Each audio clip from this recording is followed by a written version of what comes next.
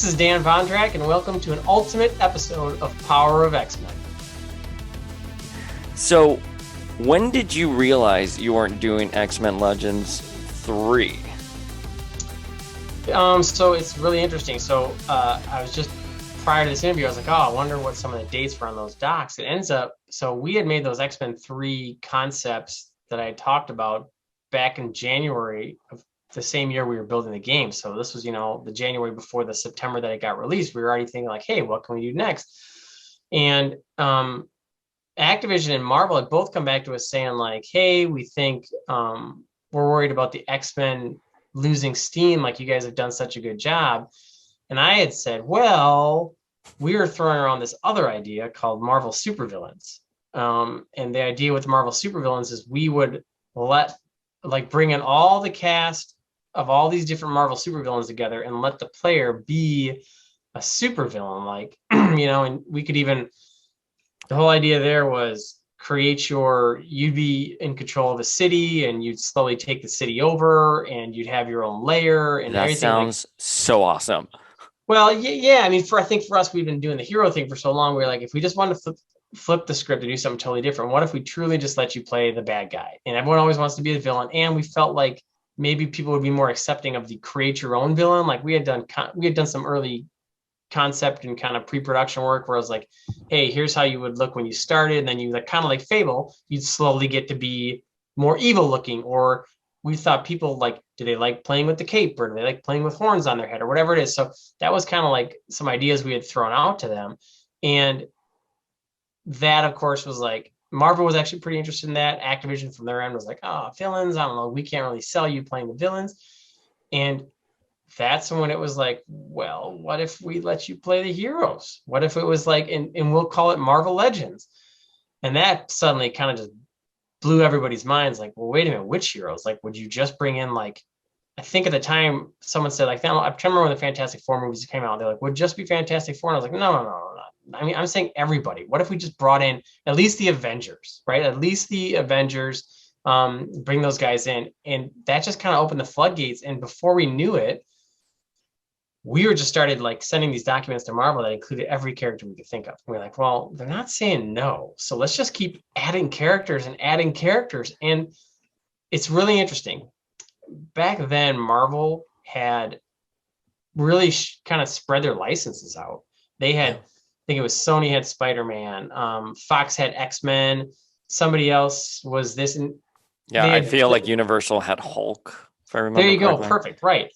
Perfect. And so even stranger, they had not just broken up the licenses by the characters, but by the type of media they were in. So it was like, well, no, the X-Men movies are Fox, but the X-Men cartoon can be somebody else. And then the whatever else, the TV show can be this or that. And so video games were considered their own thing. So we got a contract written that was like, okay, because other video game companies had, again, different Marvel licenses. So I was like, well, I don't think we could do, let's say, whatever, Fantastic Four, because somebody else is already doing that.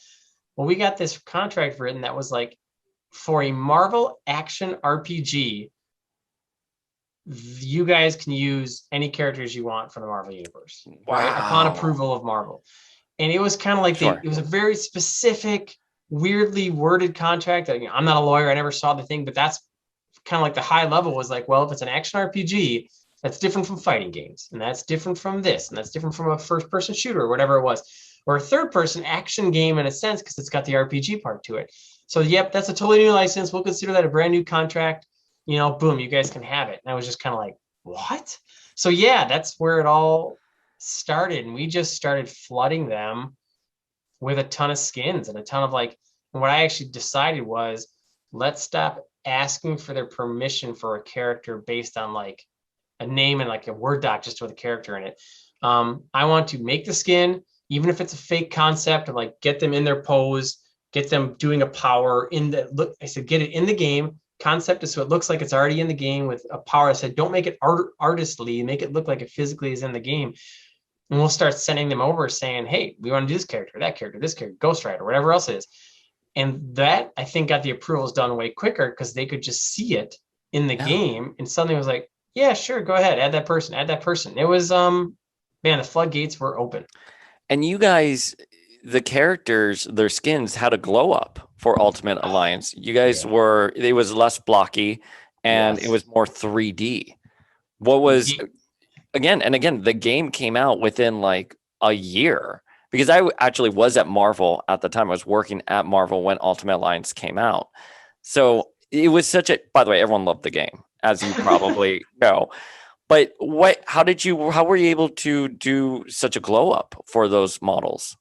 Yeah, that was like the tech guys did a fantastic job. Like the rendering guys, the programmers, everyone knew like, hey, the engine's showing its age. What can we do? Can we increase the resolution of the textures? Find a way to like for to be more economic with like the way the rendering works. And so they did all that. So basically, it's like without getting too technical, it's like a dude could draw the same outfit on this size or 4 times that, right? Like 2 by 2. So it's like suddenly there was just a ton more space, which means they could get way more detail. And like it was a godsend for the artist because it was like, hey, everything you do is going to look way better. And then, it was also a part of that next gen system at the time. And it was like, Yeah, it again, was the next programmers gen. were like, hey, there's this cool lighting stuff we can do. So all of them are going to pop a little bit more. They're all going to shine a little bit more. There'll be some kind of like blurring and kind of glowy blooming stuff. And we were just like, yeah, that's awesome. Let's do it. And so the power of the next gen systems helped. But then just being familiar with the tech, it was our third game. And as you said, same schedule, 12 months this time, Really? and I think we had just gotten so good at doing it. Oh. It was a machine. People were cranking out content like crazy, and they weren't. Looking back on it, I don't quite understand how we got all the characters we got in. I really don't. I'm not even sure how Marvel. I think we flooded Marvel. They didn't even know how to say no to half the stuff we were doing. It was just like I'm not even sure if they knew everyone that we put in the game. So yeah, it was pretty awesome. I remember the campaign for that game once it started launching. You guys had a website and you were slowly revealing characters, like Namor and then Jean, of course. How was, I mean, did you know how big the game was going to be, especially knowing that the first two X-Men Legends were received so well? Um, yeah, it's really interesting. At first, there are some people. I remember people coming to my office at first going, "This is a mistake. This is a big mistake. Like, Really? um, how can we possibly do justice? We had just been focusing on X-Men, and there's so much of a story to tell there. How can we possibly do this? I think we should only call this the Avengers. We should only call this the Avengers."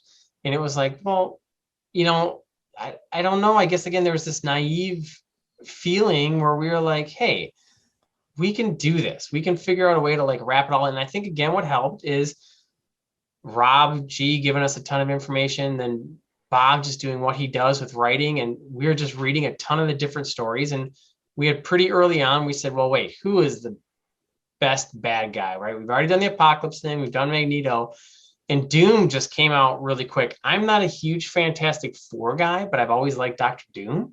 Oh yeah, he's such a great So character.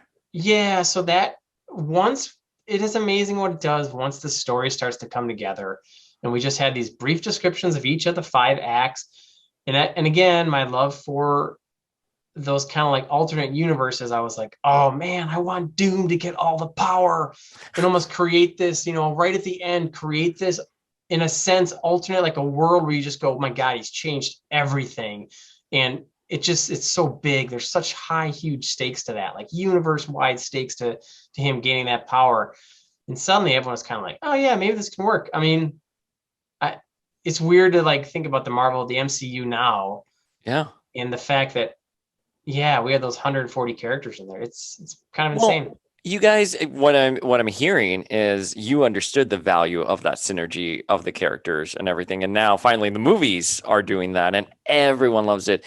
But you guys were pioneering that because, oh my God, like that's why people love the first Ultimate Alliance so much was because you're in the Shi'ar, then you're fighting Galactus, and then you're, with Thor, and it was just so great what you guys did. I would totally admit that we just didn't. I don't know. We didn't realize at the time. I think that it was going to work as well as it did. We were like I said, there's a really big responsibility. We were like, man, someone's going to be a huge Thor fan. Are we doing everything right for Thor? And And out of everything that we did, I guess I was most happy that it had a synergy of terms of like, I felt like the characters all, they worked together because they kind of had to, because Nick Fury kind of had to bring them together. And even the Yeah. Masters of Evil, I love that at the end, Doom's the one that screws over everybody anyways. And it was like, Yeah. because we talked about that for a while. We're like, listen, evil guys don't work together. That's not, it doesn't make any sense. They all have to have their own personal motivations. And so that's why it was so important. We're like, listen, Loki's really, what does Loki want? Loki wants, Asgard. So it's got to be about him taking Asgard as part of the plan. But ultimately, Doom is the kind of puppeteer everybody has no idea, and he's going to turn on everyone. So yeah, it was really really cool. It was really impressive, and again, all the tons of effort by that to the team, tons of credit to Bob Love and Rob G and all those guys for helping us pull that story together. Asgard was so well rendered in the game. I think that is probably my favorite level from the entire game. It was just so much fun. And when you were in that hall and like Sue Storm was there and you can talk to her, it was just so good. I mean, the level of detail and richness that you put in there, like it was just I'm still shocked by it. Like it's still we haven't gotten a game like that since. Yeah, and I mean, thank you first of all. I think that's awesome, and I think it was that mantra we had where if we just made it a skin, it wasn't going to be as good. It's like if we're going to have a character, do our best to tell a little bit of their backstory or have an objective that at least involves like a famous item of theirs, something that like, and Yeah. luckily again, the team was such huge fans, we'd have people come in and be like, well, you can't have this character unless you at least talk about this. We're like, oh yeah, cool, thanks. We missed that. So it was just super important for us to say, like, again, pique somebody's interest. If they had never I was even, just about to say that. Absolutely. it's You're piquing the interest in the same way yeah. you did with the X-Men games and how they did in the animated series. And I literally am just thinking right now, like, why weren't you guys in charge of like a larger Marvel universe cartoon? Oh God, that would have been awesome. That would have been cool. Does Marvel own the name Ultimate Alliance? Or You know, I don't know if I'm saying like the name, but or like the brand Ultimate Alliance. Is that why you uh, can't re-release like X-Men Legends or Ultimate Alliance?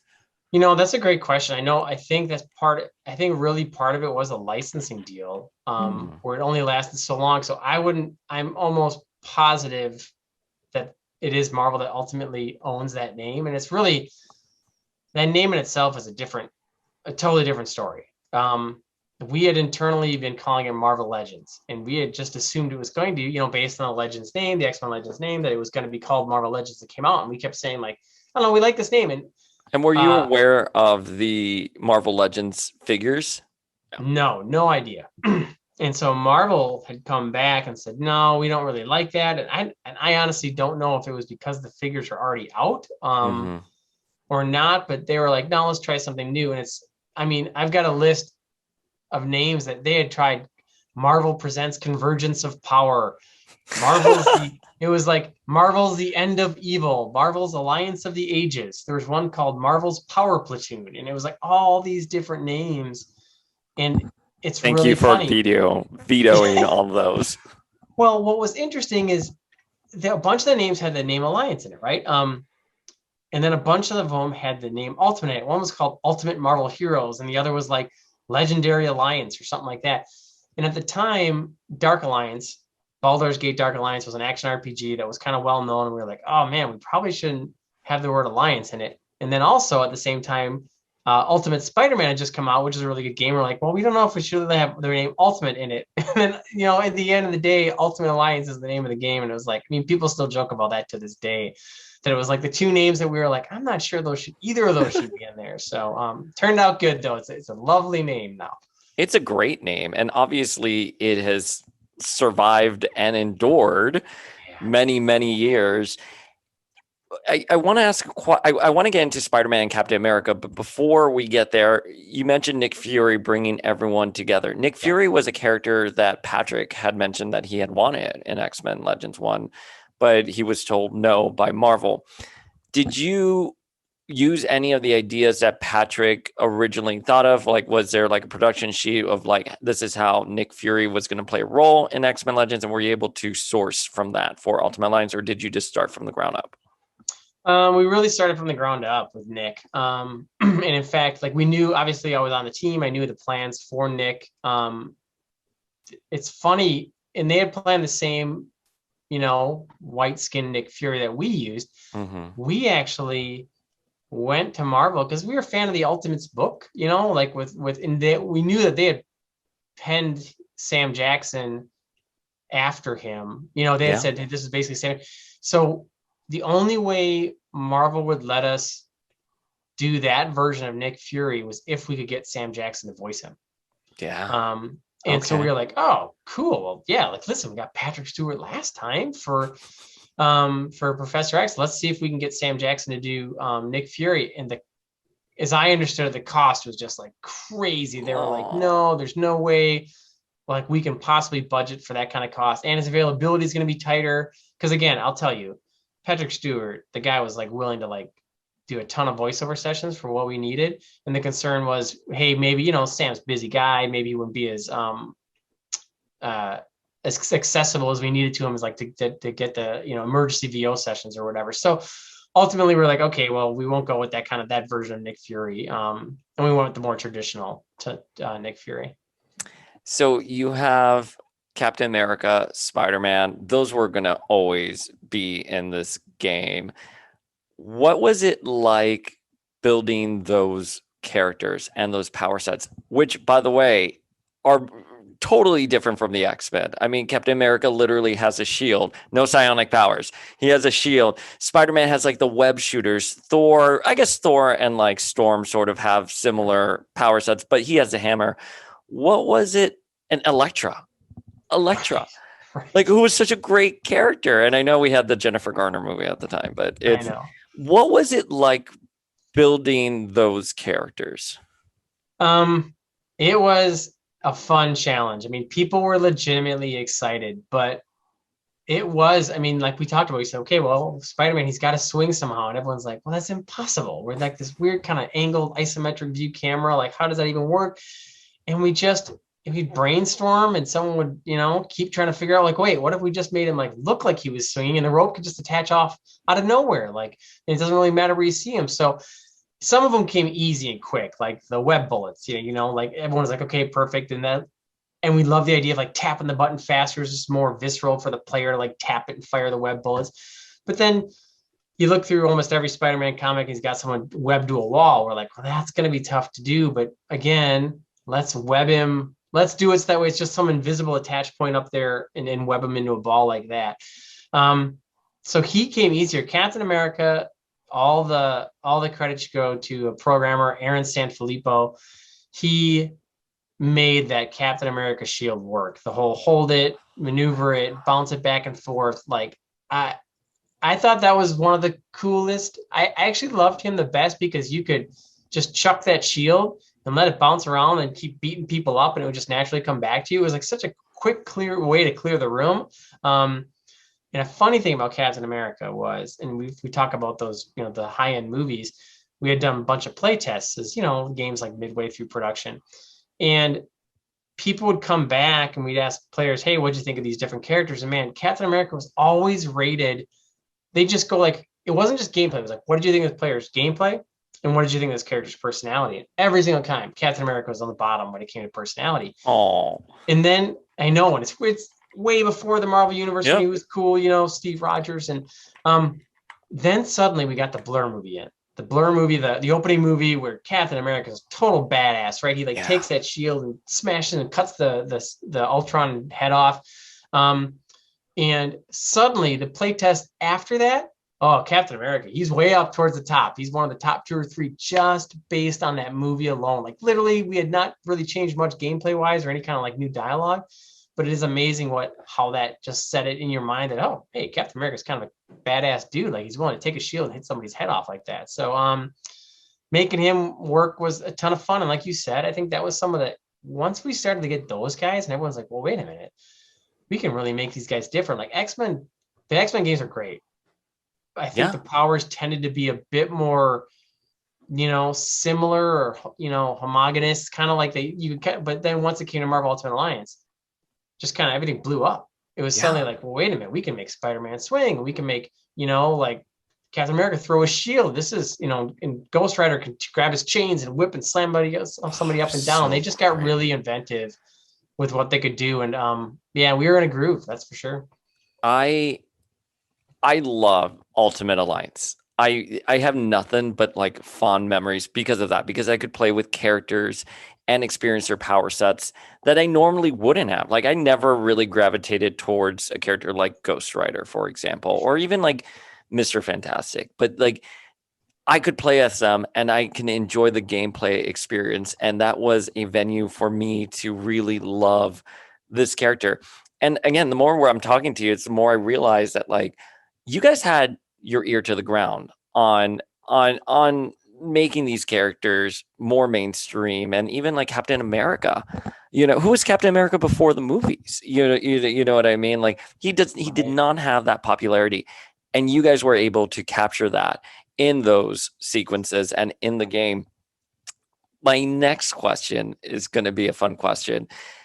You have the entire Marvel universe at your fingertips. Marvel's saying yes to basically everything. In fact, you're even getting ahead of it.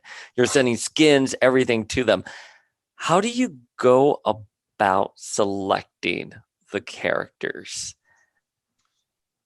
Man, that was so tough. This was because it covered so much of people's childhoods. Like there are some characters that are just really attached. I mean, outside the X-Men, I was a huge Spider-Man fan. I was a huge Hulk fan.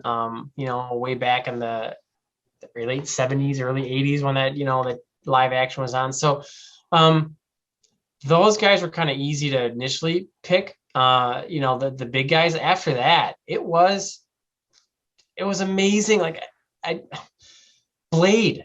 Like, come on, like, Yeah. some people didn't even know who Blade was. And I was like, oh yeah, I kind of know who Blade is. And we look into it, and it was a big vote. Everybody on the team would throw out their suggestions. We had this huge list of everyone that we could possibly do.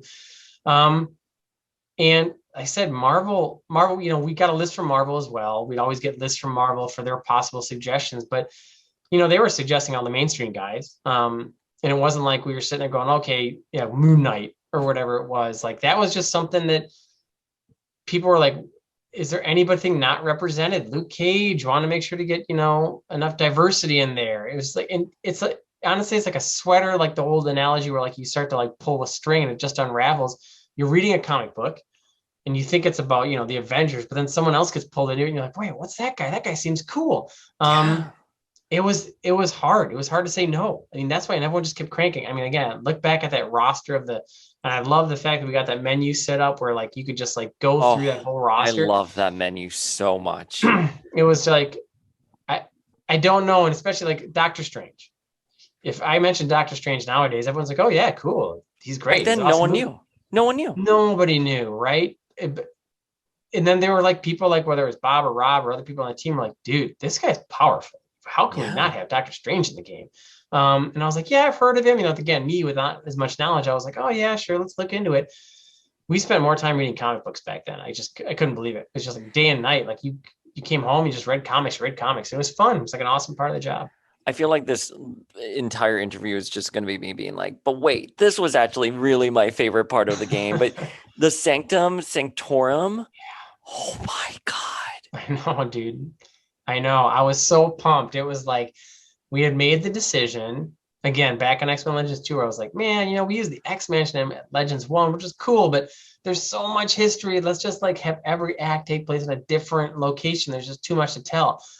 And then when you bring it to the Marvel universe, you're like, well, what does that mean? And it's like all these amazing places. And yeah, Sanctum Sanctorium and the whole Eye of Agamotto and all that stuff. Oh man, the effects, Jeremy, the effects dude, he loved making Doctor Strange's powers. He was like, oh man, look, I spent all this time and I figured out a way to get the icons and this eye symbol in there. It was just, and then turning Doctor Strange, I think could turn people into crates or whatever it was. And so Yes, that was the best part of playing with him. yes. And I think Wanda did Wanda do that too in Yeah, we X-Men did Legends something 1? like that with Wanda with the reality, like the hex bolts or whatever they were. Yeah. Wait. By the way, what did you think of WandaVision? Oh, I loved it. So, okay, I'll be honest. the first, I understood what they were going with the whole black and white thing. I was so pumped for the series. I was like, oh, when is this going to come out? I can tell what they're going to do. Like we all could. They're going to go through the ages. After the second episode, I was like, man, they're going to go somewhere else with this, right? Like I just felt like the first episode or two could have gotten a little more weird or something, but I was okay with it. I'm so happy I stuck in there because man, by that third and fourth episode, something just took off, and I was so disappointed when it ended. I was like, "Oh, it's over! Are you kidding me?" I could not. They did a great job. They did an awesome, awesome job with that. So you know where this question's going to go next. Why Wanda, who's both an X-Man and an Avenger, Yep. why didn't she make the cut? Man, again, it was a matter of like, I'm sorry I have to ask these questions. no, that's totally. I loved Scarlet Witch. I loved the House of M.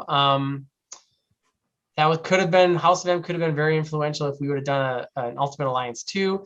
And that's part of where my head was going, where I was like, oh, I know I kind of want to do something with her next. It was a matter of like, we've seen her, we need new, we need fresh. Who else can we get in there? And really Doctor Strange is that power set.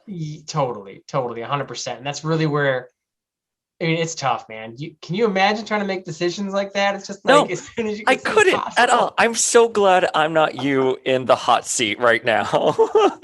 Because like I get it, you know, and it's tough. And at the end of the day, there's only so much time to be able to create this game. And there's also so much space in the game. I'm sure if you could, you would have put the entire Marvel universe in that game. But with that, how did you go about balancing the teams? Obviously, someone like the Fantastic Four, fortuitously, you have 4 characters. So boom, they're done. But with the Avengers and the X-Men, how did you, and then also bringing in like the Marvel Knights characters like Daredevil and Blade and Elektra, how did you go about balancing all of those different iterations and teams?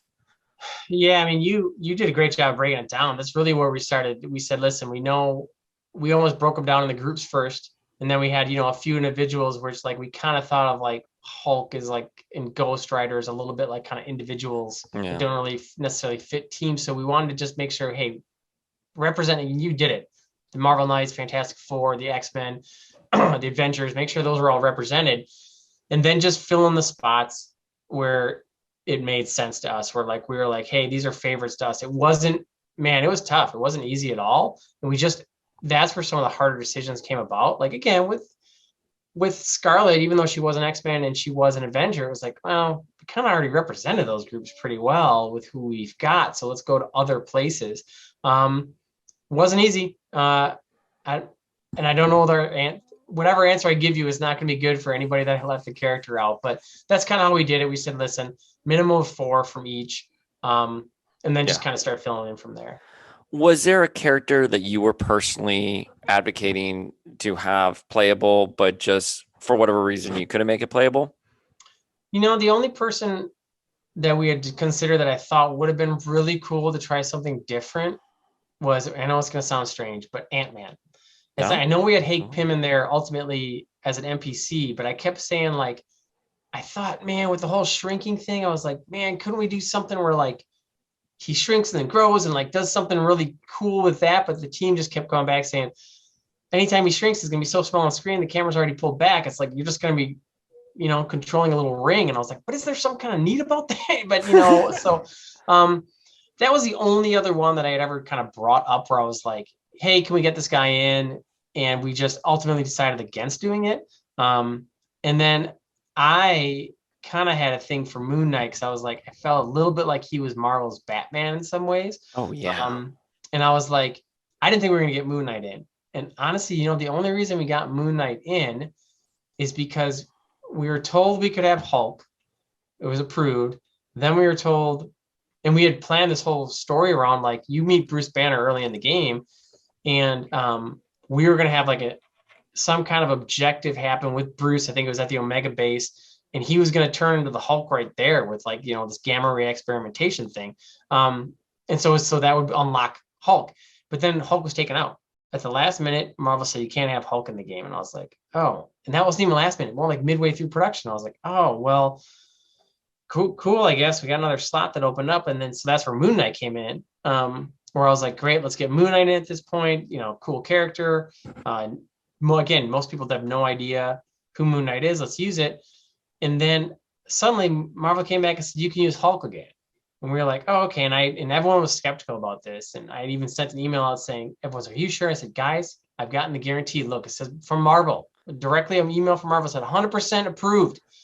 We put him in, and dude, in like 3 weeks before the game release, they made us take Hulk out.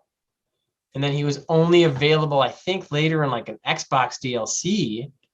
Yeah. And it was like, because I do remember playing with him. I forgot that he wasn't initially playable. I think he came out. Yeah, he was a DLC content. And that was just kind of one of those really weird things. Like we never understood. I don't know what was going on. I think it had something to do with the movie. I think in 2008, I think the movie was coming out, so it was a few years, from the release. But it had something to do with that. So no, other than that, honestly, I felt like we got all the characters. The big ones were all in. There was no other character where I thought to myself, "Oh man, we just didn't get a chance to get him or her in." What I love that you guys did, and I don't think I've seen this in any of the later games. The character skins, we got 4. You actually used other characters for it. Like we got Sharon Ventura as a skin to Miss Marvel. Like what? That was insane. Oh, I was so pumped that we could do that. I was just like, I think we got Beta Ray Bill or whatever.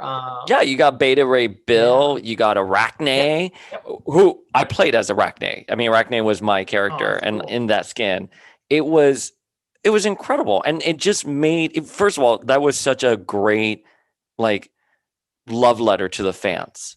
Because we knew, because if you're going to do an alternate skin for Spider-Woman, do Arachne. If you have Sharon Ventura, if you have Ms. Marvel, do Sharon Ventura. Do Binary. You did Binary for her, 100%. Like it was like, well, I know Iron Man isn't War Machine. I totally get that, but you know what? It's like, I think he's cool. What do you want me to say? So let's just do it. I was so pumped. And we did have a discussion with Marvel about that. And they said, do you think people are going to be confused? These are the same characters. And I was like, no, listen, trust me. I said, I think people will get it. And I said, worst case scenario, if there's some confusion, it's still going to add to their Marvel lore. Like you have to think of this as like, that's what a lot of what we talked about with Marvel was we are trying to expand your brand to as many people as we can. And you guys have this incredible history, decades old. Let us do this. I'm thank you for saying that. That's really cool. I love that you love that because there was some question about like, are we going to somehow make it seem like we don't know what we're doing when someone goes, well, dude, War Machine isn't Tony Stark or, and I was like, so there was some concern about that, but ultimately I loved it because it was like, and everyone it just tells these histories of these characters. It's so cool. So I wish we could have gotten more skins in. I wish we just could have kept making them. That would have been awesome. It was 4 skins, and you can power them up, and it was the best part of the game. I mean, the game was so great. I mean, again, I'm like, everything was so great, blah, blah. But that in particular, again, was just so much fun because you go from having one character, you have 3 other characters part of that. And like you got Beta Ray Bill, you got War Machine, you got Sharon Ventura, you got Arachne. I'm trying to remember some of the other ones off the top of my head. But these are characters that never would have made it into a game otherwise. And you guys set the bar for the later sequels of Ultimate Alliance, 2 and 3. And you're like, wait, where are these awesome skins that are supposed to be other characters? And I don't want to bash on any creators or anything, because I understand how difficult that is, but that was a bar that was set. That's never been reached since. Well, that's awesome to hear you say that. And it was, it's like I kept going back to the idea that like, guys, if you love this character, if you love Miss Marvel, and you just want to experience everything about that character, let's give them these different costumes. And then I love the idea that, and that was a bit controversial. Like, well, hey, if you have certain powers on certain skins, is that going to make some more valuable than the others? And trust me, I thought about it. It was like, oh, if someone really likes the way, whatever, Captain America looks in his World War II costume, but they don't like his powers. Is that gonna be a problem? I said, listen, let's just make them passive abilities. It won't be anything that's too overpowered, but it's just fun and it just kind of Yeah. speaks to it. Although the only thing I was bummed that we never got in, that I originally, like, one of the first things I wrote in the design document was like, I wish our different skins could sometimes have different real honest to God powers, because in my example in the document was War Machine. Actually, I said, when I was a kid, I had a toy with War Machine. He had some really cool launcher on his shoulder. Hmm. And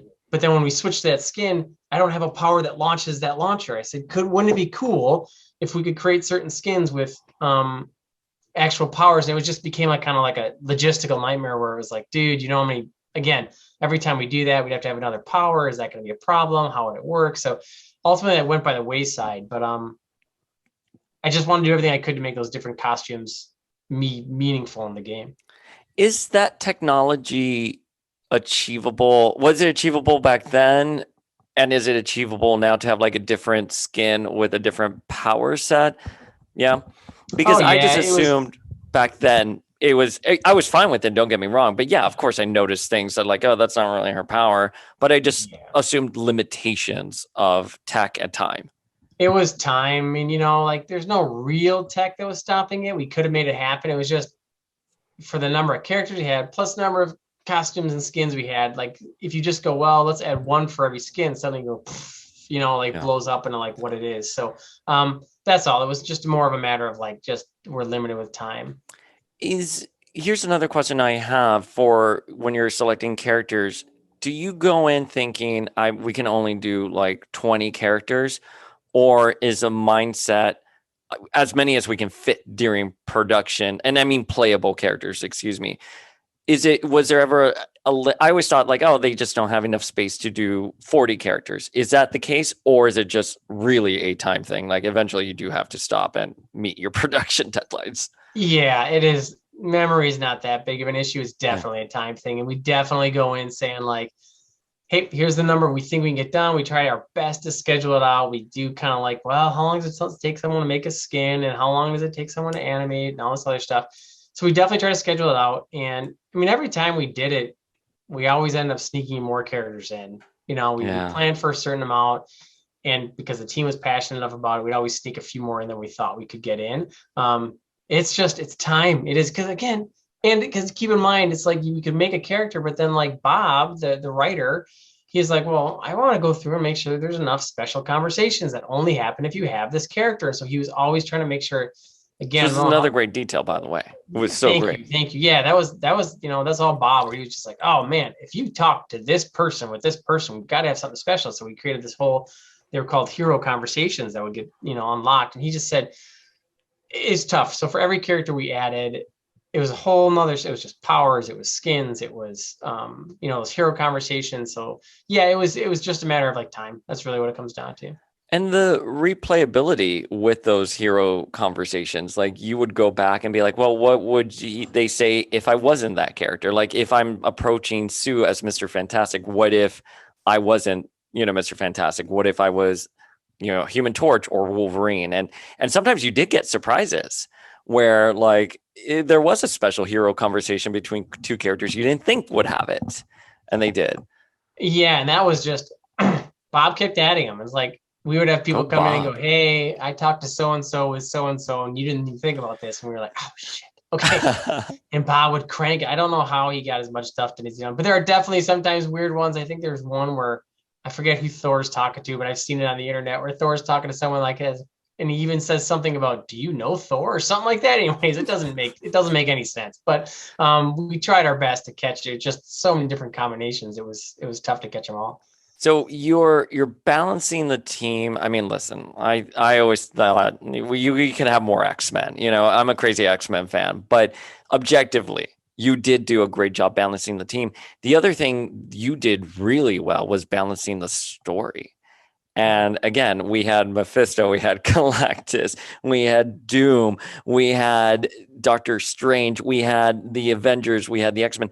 How did you guys go about drafting that story, and did it change at all during production? Yeah, so it's again, we wrote down the big groups. right? We said, okay, who are the main groups? Who are the main villains? I remember like that was kind of like a big chart we had. And then after that, it was like, what have been the biggest stories? What's the most meaningful story these guys have been a part of? Like what really helped define these groups or these characters? And that was kind of like this big list. So it was like once we got the groups, that was just easier to kind of go great. And we just have different comic book storylines. And before we decided anything, we wanted to all kind of make sure we were well read in those areas, right? So like we kind of threw them out there and we just said, hey, some of the main creative guys like Bob, myself, Rob, and we go, let's go back, read these storylines, and what stands out to you is just a pure fan. Try not to think about like production schedules. Like, what, can we even do Mandarin's Palace? I don't know. Let's not think about it. Let's just figure it out. Again, Atlantis was one of those like, can we even do that? I don't know. We'll figure out how to do underwater. My God, that was such a great part of the game. Yeah, it's like I know. Yeah, so that's what we tried to do. We just tried to say, hey, what were the most impactful moments? We weren't sure if we were going to do a sequel. It's like the way, like I talked about that contract that had been written, we weren't clear if it was like, okay, are we ever going to get another chance at this? Like they're being so open. Let's include the most important parts of, like, again, Galactus, where it's just like when we wrote down like the biggest names in the Marvel, like Thanos got brought up, believe it or not. Which, by the way, he wasn't at the time. I mean, we had the Infinity Saga in the comics, but it did not have the weight that it does today. Totally, totally. So that was so funny you bring that up because it was kind of like that's where he got bumped down and Galactus got bumped up. Where it's just kind of like, well, Galactus is a much bigger deal than Thanos, which I know, I get it, you know. Which nowadays people be like, who's Galactus? That guy with the helmet? No, just wait till he gets into the MCU, of course. But I know, oh, that would be awesome. So yeah, that's really where we started, and then we just started crafting the story. And like I said, we actually, what I loved about making the story for Ultimate Alliance was that we really, it was almost like we were going to tell a bad guy story in a sense, like tell their story. And that's where the idea of having those. So in previous games, it was always go on a mission or the mission gets finished and we have a good guy hero briefing, right? Where it's like, hey, they're talking back and forth. And that's where this time around, it was like, well, wait a minute. Let's have villain briefings, right? I was like, you know, when I see a movie, some of the best parts are when all of a sudden they cut away to the bad guys and there's Magneto talking to Mystique and they're having their kind of like only conversations they could have between other bad guys. We never get to see that because we're always think just around of that heroes. scene from X2 where Magneto and Mystique are laughing at Rogue, and then they look at her and they're like, "Oh no, we just love what you've done to your hair." I'm just like, God.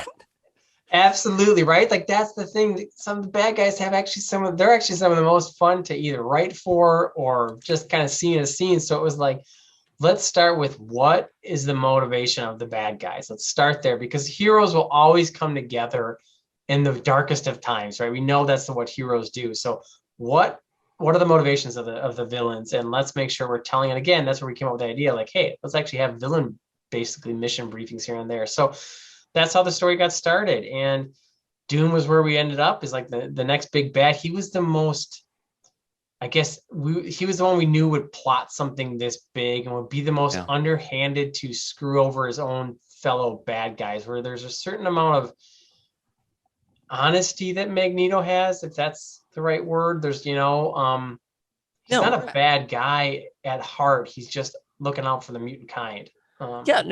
I've said this multiple times. If I was growing up reading comics now, I would totally be on Magneto's side. Magneto wanted to question the system, wanted to burn it down, and wanted to bring equality in a very militant way that I kind of agree with now. And Xavier was like, no, go to a school, hide who you really are. And, that's a great point. Magneto is a morally gray character. So I get why you couldn't have him do something like what Doom would do, which is like dick over everyone. But of course, Secret Wars would come out like maybe like 15 years later, sequel to Secret Wars, and Doom would do a version of what you guys already did in the game. Yeah, totally. And so it's actually kind of cool to see that. So that's where it started. And it was like, what would be the ultimate thing? And again, I've got that kind of a bit of a passion for this idea of like a bigger changed universe or just something. And it was like, oh man, so if Doom got this ultimate power, and that's where the idea of, oh, this power came in. And so that kind of kicked it off really quickly. We had thought of that really quick. And when you had asked, hey, what changed throughout, if you go back to the original docs we wrote, then we had a 5-act synopsis.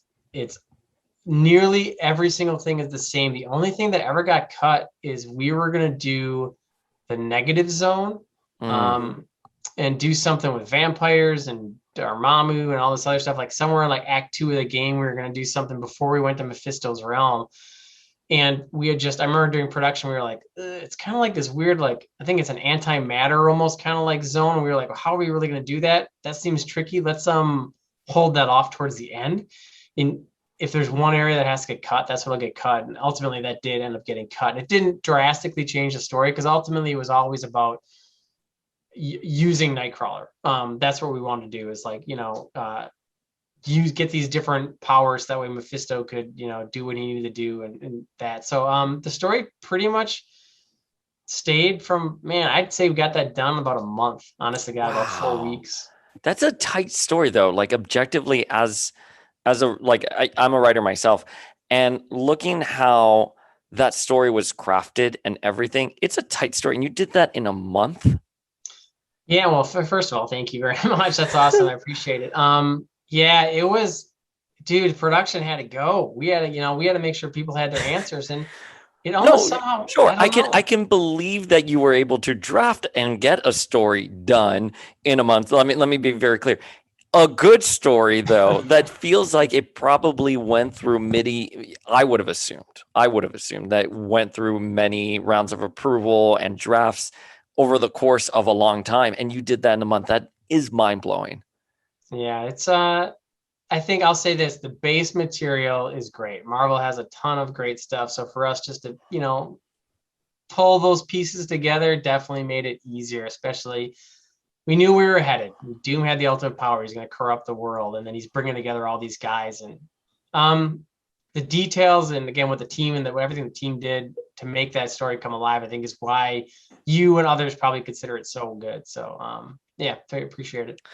But okay, so you mentioned Mephisto and Nightcrawler, and I have to ask, yeah, you know where I'm going with this. Yeah. You made me choose between Nightcrawler and Jean. Why? Why did you do that? That is 100%. What's wrong with you? What is wrong with you? Why? Everyone can blame me for that one. That was definitely my call. Okay, so it was you. Yeah, you got the right guy. I love choices in games. I love choices. It's like, that's what makes games different than reading a book, different from watching a movie, is the player gets to make a choice. And I personally love those two X-Men too. It's like, those are really strong, powerful X-Men. And I just was like, you guys, it wasn't originally in the story. It was not. So if you talk about stories changing slightly, it was like, we were partway through production and we were talking about things, and I was like, and I think there was, if I remember correctly, Rob brought me a comic book at one point, and there was Mephisto he had tried to like say, well, no, you have to trade this for that. Like he had offered the life of one person for another. And that was always like, God, what a dick. It's like, what a choice you're giving somebody. It's almost more evil than just not even giving them the choice in the first place. And I was like, well, if that's so evil, why aren't we giving that to the player? Like, how awesome is that? Like, if that's if I hate that, let's make the player have to go through that. And so that's really where that came from. And let me tell you, there are a lot of discussions about that. Like, what? No, pick this person instead. Do this instead. And it was just like, I was like, no, those are the two. They're popular. It's going to be a very tough choice. And I was like, I bet it's 50-50. I don't know who they're going to pick. Although I assumed, in my head, almost everyone would rescue Jean. I just assumed that was the case. But, So, I'm a crazy Jean stan. I love Jean Grey. Yes. But I picked Nightcrawler because I thought, oh, Jean is a phoenix. She'll just rise again. You know what I mean? Like Nightcrawler would be dead. But Jean, I thought it was a trick. I thought you were tricking us, because I was like, no way they're going to make us like choose this. Like Jean will come back and maybe she'll be playable later on. I know you guys had announced her as like an NPC on the website, if I remember correctly. Yeah. But I was like, no. They're not going to do that. And no, she stayed dead. Of course, you have the alternate ending where she comes back as Dark Phoenix, which was brilliant. But I think I'm glad you ended up making the player think, who do I need to choose between Nightcrawler and Jean? Because not only are they popular characters, but they are regarded as the heart and soul of the X-Men. Like when you think of emotional weight with the X-Men, you have Nightcrawler, who is very religious, and you have Jean, who's always been like the heart of the team. So bravo on that. I know, thank you. And it's funny because I knew playing through like it's exactly what you said. I was like, everyone's gonna be expecting us to be able to save her. And so I was like, let's set up this story. So we're hinting at that. Like, oh wait, there's a way Mephisto can bring people back if he wants to. And like right towards the end, we even bring her back to help battle. And you're like, oh cool, she's Yeah, back. yeah. And then she has that moment where she's like, no, I'm not back. I've got only a little bit of power left, and I'll help you defeat Mephisto. And you're just kind of like, because you're right. Every cartoon you ever watch, everything else, it's always like, okay, but they're gonna come back. And I was like, no, this No, is legit. yeah, and she sacrificed herself. Yeah. Just like how she did in the Phoenix Saga. So again, it was those little nuances that you guys included in the story that just it made this game feel that much better. Like not only is it a great gameplay experience, but like the guys making it, the people making it are fans, and you can tell that the level of TLC that went in there. The alternate endings. Yeah. Whose idea was that? So I'm an alternate endings guy. And Bob was a fan of the idea as well. And that was from day one, like in the very first production document I sent Activision, and I still have the document where they send feedback. It said, they're good. They do what they have to do. They have to recommend like, hey, we like this. Hey, you should look at this. And some of their suggestions are great, but one of the suggestions was cut the multiple endings, and we're never going to be able to do it justice, and people will kill us if we say there's multiple endings. And I'd written back and just said, no, we're not going to tell anybody there's multiple endings. Let's not. I would rather have it not announced, because otherwise it can be a bit of a disappointment if you set yourself up for that. But I've been influenced by games, back when I was a kid that had them, and it was so powerful to me because it makes it feel like, whoa, the choices I made actually mattered. Not to mention, it was just one more way, to be totally honest, one more way to get more story in there. Yeah. It's like we can bring up these other little story bits we weren't able to talk about, or cool storylines, like you said, the whole Dark Phoenix thing. It's like I just loved any opportunity we had where there was optional objectives, multiple endings, to like just tell a little bit more of this amazing universe Marvel created. Let's do it. So yeah, day one, super, super happy with how those turned out. And to Activision's credit, actually, we had made our own versions of the multiple ending movies, and I thought they were good. Activision saw it. There were plenty of Marvel fans at Activision. They were like, wait, we think this is a really cool idea. Let's go spend the money. And we're just going to, I know it's last minute, but we'll get these touched up a bit. We'll just kind of give a little more flash and oomph to it. So I'm really, really happy they did that, because it just gave it so much better a feeling. I will tell you, Bob Love, I was like, how are we gonna do these multiple endings? I don't quite get. I said, this is what I wanted to have happen. And Bob's like, oh, the Watcher, man. It's like the Watcher can just narrate over. It's like, it's perfect. I'm like, oh, that's an awesome. And he just gave like that voice gave so much gravitas, and it was like, ooh, this really happened. So I love the multiple endings. Well, I'm glad you mentioned the Watcher's voice, because one of my questions is, you had to cast the Marvel universe at a point where there probably wasn't much of a template to work off of. How do you go about casting an entire universe? Yeah, man, there was a ton of voiceover files. And again, tons of credit to Bob Love and Rob G and the audio guys at Raven that were just, man, they must have listened to so many different takes and so many different people. And a lot of it, the 90s X-Men cartoon did a ton of help for any of the X-Men voices. But when it came to Marvel, you said it. It was like, it all had to be how we thought about it in our heads when they came out. And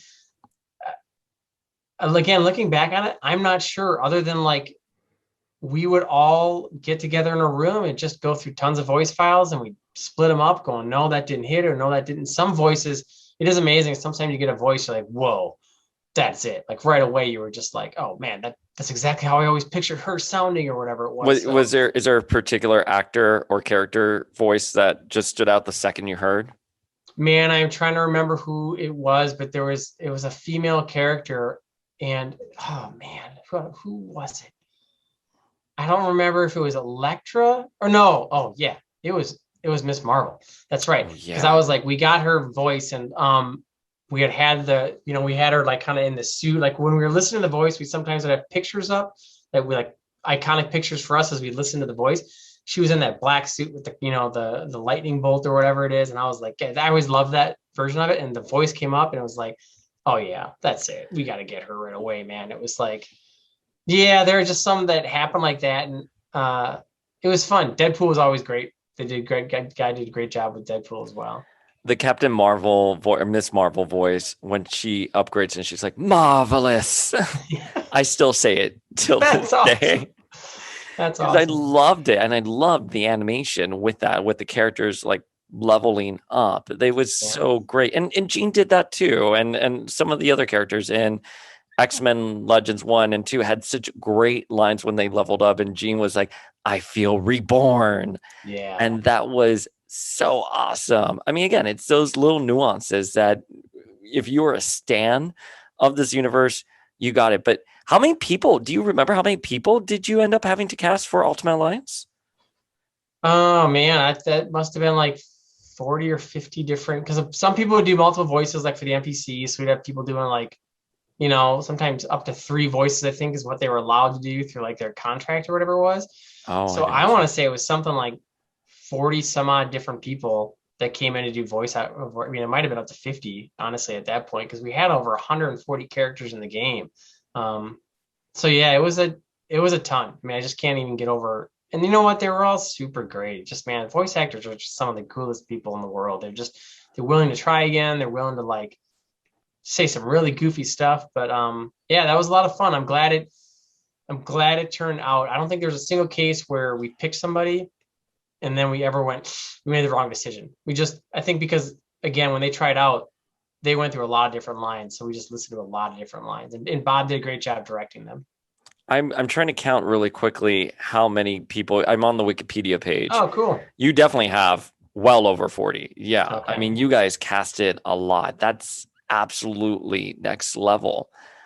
Obviously, team did an amazing job. It was like we look back at it, we think it's great. I think the only other kind of hiccups, there were like weird things that ever happened. We were making is like at the last moment we were told we couldn't have the black and white symbiote costume because Sam Raimi wasn't happy about it. And I think it's because I think Spider-Man 3 was coming Really? out like a year after Yeah.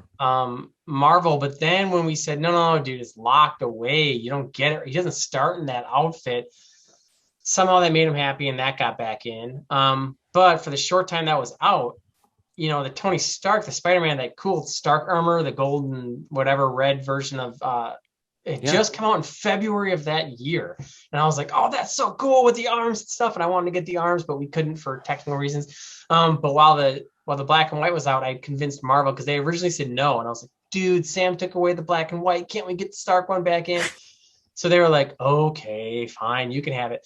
And then, of course, in the end, Sam was like, oh, if it's locked, I don't care. So then we got them both in. So I was really super happy about that. That was awesome. Um, and then we almost lost Ghost Rider right at the end. No, because of Universal?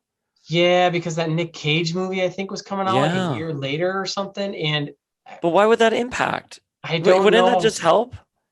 That's what we said. But what was weird is how we eventually got him to agree with it is that he just wasn't allowed to be used for marketing. Although I believe he's on the cover, like in the lower right corner anyway. Yeah. So he ended up there anyways, but it was just like, well, you can't use him in any marketing, no trailers or anything else. And I was like, okay, but that's just weird, but good as long as you got him in. So But like that um just contributes to the pop culture awareness of a character you're releasing a movie of. I'm not trying to shit on anyone, but I still sure. sometimes am really confused by like weird things like that because how is this gonna unless you're telling me they wanted to do a video game, but like again, like it's just more of a snowball effect Yeah, for no, I you. just I don't know if maybe they thought we were gonna handle it really bad or like it would be like, oh, we know what those comic book games are like. Maybe it's gonna suck and somehow hurt our license. So Yeah, no, other than that, it was because you like guys haven't already proven yourselves with 1 and 2. Like, yeah, well, I mean, sorry, I'll tell you that now I'm getting vicious here.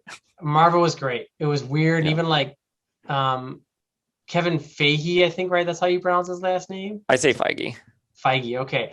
He was like, I think like their head of production or something back then. Yeah. Like he had just joined, but it was like he was at E3 and like I think I introduced those guys to like, Stan Lee was there and like Tim Miller from Blur was there. And it was just weird to like look back at that in 2006 and all these dudes are in the little E3 booth and I'm giving them this demo and to stop and go, well, 15 years from now, Tim Miller's gonna be directing Deadpool. That dude's gonna be head of the whole Marvel universe. It was just, Wait a man, minute. it's weird. It's So crazy. you're telling me Kevin Feige was just chilling at a booth at a Comic Con, and like, whoa, yeah, because again, like now he could never. No, it was like, yeah, just a bunch of Marvel dudes and Stan Lee came in with them because they were kind of touring. Like, it was Yeah. like, they were touring around all the different things. And they're like, hey, this next one, give the demo a good one. It's the Marvel guys. And then of course Tim, where I think really did want to get introduced to the Marvel guys because he was hoping to make a full length like CG movie. Yeah. So they were there, and I was like, this better be a good demo I give right now to all these dudes in the room. But No yeah, pressure. it's a bizarre time to think back to. But it's great that you guys, I mean, I appreciate all the kind words you guys have had for us. Wait, what was Stan Lee like? He was great. He was spry. I mean, he was like into it. He was willing to like sign anything. He just thought it was great. He was like, this is fantastic. Like it was the coolest thing. Excelsior. Oh, he couldn't have been happier. I mean, it was like, that's why we wanted to get him in the game as a playable character so bad. Just at the time, there was something weird about that. I'm not sure. And again, once after we tried to get basically the X-Men guys, the writers in for X-Men Legends 2, we never tried again with Marvel Ultimate Alliance because it just seemed like it was a doomed thing. But Stan Lee, he was blown away, especially by the movies. Like you could tell he was like, whoa, those are my characters up on the, because again, the MCU was not, Iron Man hadn't come out yet. So What was Kevin Feige like when he's just chilling at the booth? Did you have like a personal like interaction with no, him? No. barely. I just know he was there. I saw him, like they all shook hands with everybody, like, oh, nice to meet you. And that was it. And then You're like, what's your name again? Sorry, thanks, bye. Yeah, well, listen, they were all nice. I mean, they were Yeah, all just no. chill dudes. So it was nothing more than a handshake, and that was it. No, it's crazy to think back on.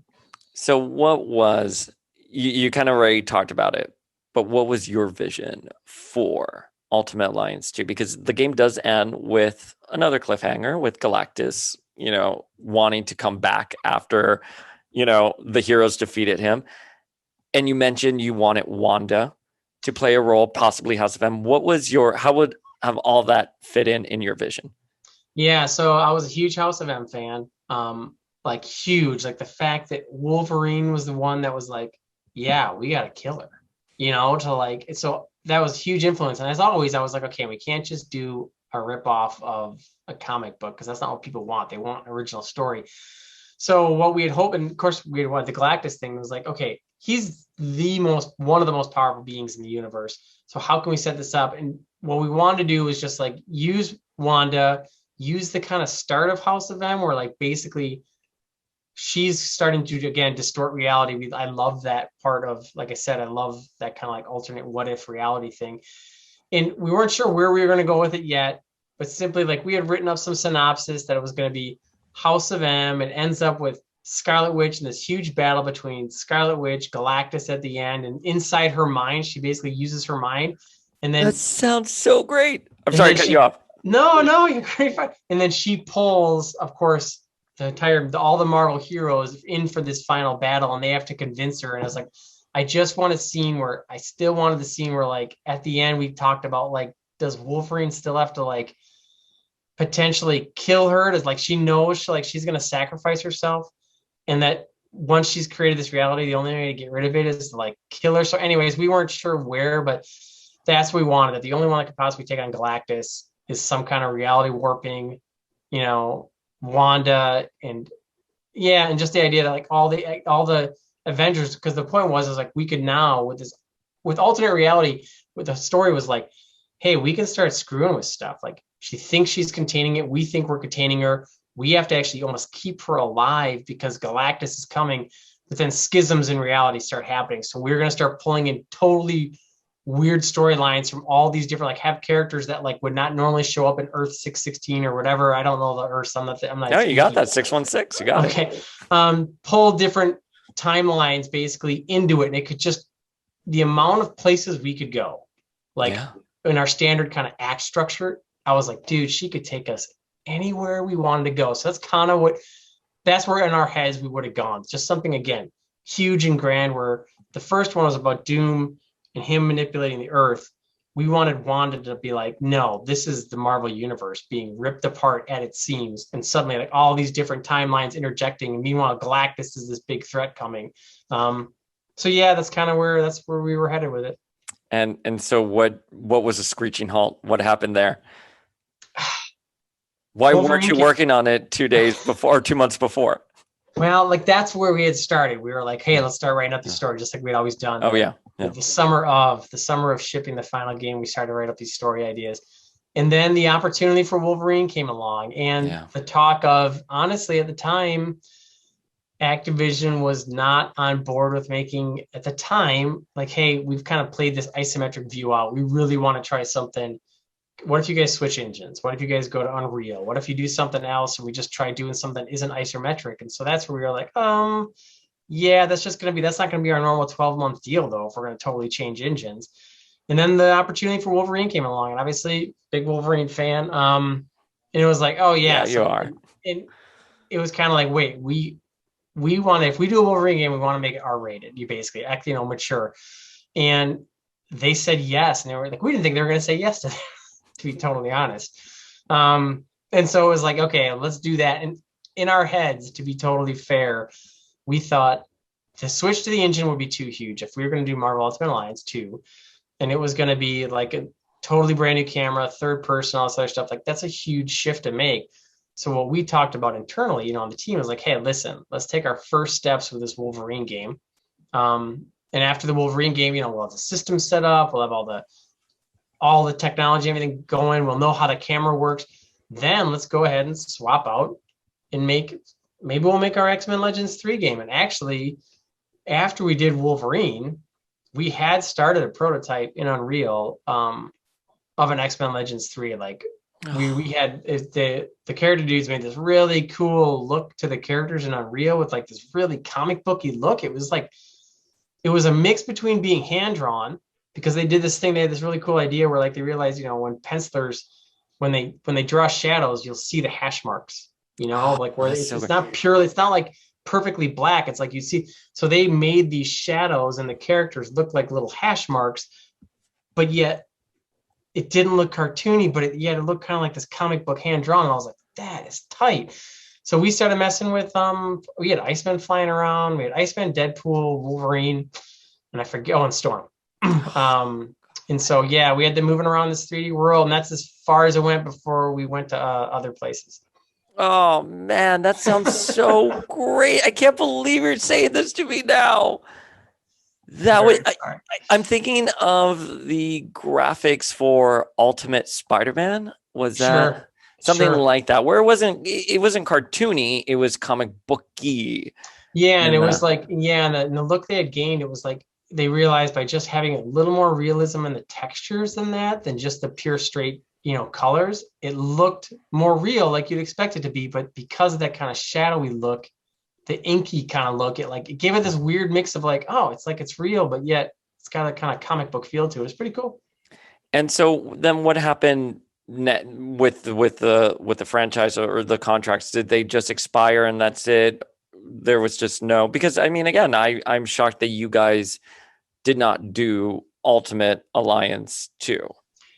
Yeah, so last time I heard, we went on to do Wolverine, and what we had heard originally was that contract for that kind of special contract I talked about with the Marvel Action RPG, that was going to expire, and that no new games are going to be able to get out. So I was actually kind of surprised once Vicarious, which they did a great job with Ultimate Alliance 2, they were able to jump in and do that. But I think it's because they got some kind of extension on that contract, and as long as we got the game out before that contract ended, we're all good. So they were on a pretty tight schedule too. I think it was just kind of like extended a little bit, and then get the game out before that contract ends. And so by that point, we were we were busy on Wolverine and other projects going on at Raven at that point. Did you play Ultimate Alliance 2? I never did. I never did. Honestly, part of me because I felt regret that I Yeah. wasn't able to make it, that we weren't able to make it. And there's a part of me that was a little worried. I was like, man, what if I play it and they fixed a bunch of stuff that we should have fixed? So for my own selfish defensive reasons, I've never played it. I've never To, played Ultimate Alliance 2. to be very clear, it's a very different game. It's a very different approach. And it's fine. I appreciate it absolutely for what it is. And I remember I was working at a magazine at the time and it came out and we saw it and we're like, oh, this is so great. So, but there is lightning in a bottle with Ultimate Alliance. What? I mean, that is without a doubt. And it's for everything we have spent 3 hours talking about. It's what you guys did. I don't think that has been replicated. How about that? I appreciate that. It's crazy. And again, I'll just can bring it back to like, I mean, you've got those guys like Ryan and Simon working on the bosses, and you've got The these, Marvel team. yeah, and they're working on these levels and being like, we want to make a rainbow bridge that does this, and we wanted to make an arcade that has pitfall. And you're just like, you guys are nuts. But that it's a magic of a team that spent a long time making X-Men Legends 1 and 2, knew what limitations were, knew what limitations could be pushed, and were passionate, super passionate about the content. And yeah, that was an incredibly special team. And so just to be clear, I was able to make a couple decisions, but it's really the team that made the game. I just happened to be lucky enough to get a chance to do the interviews. Oh man. What was it you guys who did the April Fool's prank of Aunt May being playable in Ultimate Alliance? No, I don't remember. No, I've never heard of that. Okay. At least I don't think that was us. I think maybe it was like GameSpot or something like that. Okay. That they threw in like yeah, again, this is before the internet was the internet today. Because even like early 2000s, but I'm forgetting if it like someone was just trolling like an April Fool's thing and they're like, Aunt May's playable. And they like did cutaway interviews, but it was clearly an April Fool's prank. I mean, I'll be completely honest. The way, like, again, guys like Dan Edwards and Aaron Sanfilippo, they had made this gameplay fight style system. People could add characters pretty quickly just to get the base thing up and running. It was just what the killer was like, making sure all the powers were unique. And the animators did such a beautiful job, like getting each one of the powers to like feel like the characters. But like, it's funny you say Aunt May, but like, I'm pretty sure we did at one point. Like I said, we had a Stan Lee that we had just thrown together. Like, it's hilarious. Like, even Professor X, like on X-Men Legends 1, I was working on something and I accidentally added his skin with the chair. And I think I saw some pictures of it. And he stands up and the chair's just bolted and he's running around and he's throwing off powers and stuff like that. And it's just, the system was so smart. As long as we had the skin for it, you could get, yeah, man, you could just keep throwing characters in there. But it was, the quality again was the writing and the experiences between just having the character there. Otherwise, it just sometimes just kind of feels like games come out and they're like, hey, look, we have 150 skins. And I was like, yeah, that's neat. But it's like, it's getting the character right is probably the better part. Have you seen all of the fan edits that still exist and are still being done today for Ultimate Alliance? Oh, no, not at all. Do yourself a favor and go on like YouTube. I'm Okay. sure it'll be like a spiral for you. But like, dude, people update it with like 90s jeans look. They add in these edits. Like at one point I looked at the game, like someone who did all these fan edits, and I was like, this is an entirely different roster, like up No there. way. It looks good. Yeah. I'll send you some links, but like it's you guys, people are still talking about the game. And when we had Ultimate Alliance 3 come out recently as well, did you get the heads up on that? Did you know it was coming or? No, we heard about it at the same time everybody else. Somebody around the office was like, hey, dude, they're making Ultimate Alliance 3. And I was like, what do you mean, a game like Ultimate Alliance 3? Like, no, they're literally making it. So we actually felt really honored. We're just kind of like happy. We're like, what? Someone's making like, we're the guys that were like, we make Star Trek games because somebody made Star Trek. We make Star Wars because someone else made Star Wars. And again, we didn't make Marvel, but the fact that someone's making an Ultimate Alliance 3, like, we kind of were like, was the game really that good that they're willing to make a third one like 10 years later or whatever it was? So yes, the answer is yes. The game was that good that you created. That's pretty cool. So no, didn't know we were making it. It was very cool to see. I mean, that's if that name survives, Marvel Ultimate Alliance survives, that's pretty crazy. Well, that's why I was thrown off. Like, why can they call it Ultimate Alliance if it originated with your production team? I mean, I'm guessing that's just contract wise the way Yeah. Marvel and it works there. And it's possible maybe, or if it's partially owned by Activision, it's possible that they gave the blessing. Yeah. I'm the creative dude, luckily, and not the business. Thank you so much. Man, it Well, seems like a ton of work. You seem like you have to do so much work for this. That is crazy. I mean, you guys, the podcast is great, by the way. It's like it was a lot oh, of thank fun you. listening to you guys talk about Wanda and all that stuff, the WandaVision stuff. It was great. I just love when you guys kind of just talk about random stuff, like I said, the Toys R Us in the '90s thing, and like the Flair Ultra cards, and I was like, oh my god, it's like bringing back so many memories. It's hilarious.